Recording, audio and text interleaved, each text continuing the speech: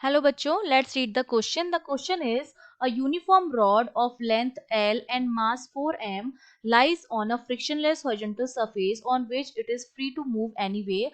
A ball of mass small m moving with speed v as shown in figure collide with the rod at one of the end.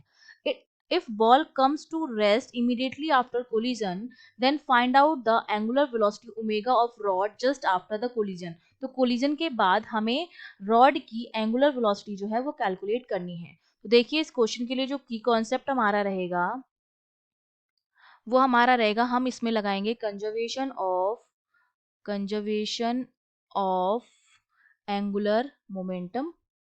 ठीक है, conservation of angular momentum लगाएंगे हम यहाँ पर। इसमें देखिए ball जो मेरी है वो v वेलोसिटी से मूव कर रही है और यहाँ पर टकराकर इससे क्या हो जाती है, चिपक जाती है। तो अब क्या होगा, इसकी जो बॉल की सारी एनर्जी जो होगी वो किसको मिल जाएगी, रॉड को मिल जाएगी। बॉल अपनी सारी एनर्जी ट्रांसफर कर देगा रॉड को, जिसकी वजह से रॉड मेरी जो है वो क्या स्टार्ट कर देगी, रोलिंग स्टार्ट कर देगी कि किसी एंगुलर वेलोसिटी ओमेगा से वो रोटेट करना स्टार्ट कर देगी। क्यों? क्योंकि बॉल जो है वो अपनी सारी एनर्जी जो होता है वो आफ्टर कोलिजन ट्रांसफर कर देता है रॉड को, जिसकी वजह से रॉड जो होगी वो अपने एक्सिस के अबाउट रोटेट करना स्टार्ट कर देगी विथ एंगुलर वेलोसिटी ओमेगा, और यही हमें कैलकुलेट करना है।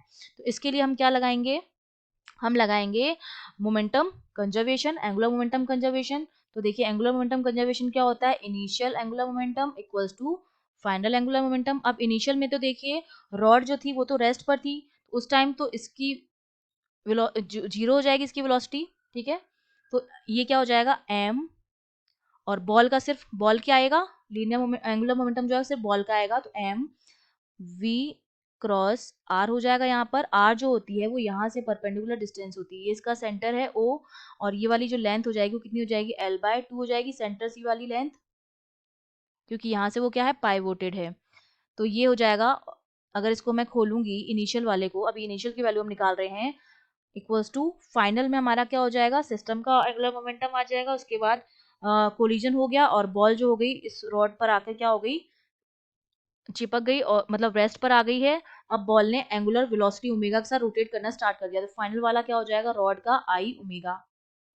ठीक है, अब देखिए एम वी और ये जो परपेंडिकुलर डिस्टेंस हो जाएगी हमारी वो l/2 है, l/2, और ये एंगल जो बन रहा है इनके बीच में ये वाला एंगल राइट एंगल है, साइन 90 है। तो साइन 90 की जो वैल्यू होती है वो क्या होती है, 1 होती है। तो एम वी l/2 ये हमारे पास आ गया initial angular momentum equals to final I omega, जहां पर आई क्या है, मोमेंट ऑफ इनर्शिया है इस रॉड का, और किसी भी रॉड का moment of inertia about its ओ वो हमारा कितना होता है, ml²/3 होता है किसी भी रॉड के लिए। अब रॉड का जो मास है वो दे रखा है 4, ml²/12 होता है, सॉरी, किसी भी रॉड के लिए जो मोमेंट ऑफ इनर्शिया होता है अबाउट सेंटर ऑफ मास वो होता है ml²/12। अब मास दे रखा है 4m के बराबर, तो 4 इंटू एम l²/12 इतना मोमेंट ऑफ इनर्शिया हो जाएगा। तो आई की वैल्यू हमने लिख दी है 4/3 ml², 4/12 ml², ये हो गया आई, और यहाँ पर आ गया आपके पास ओमेगा।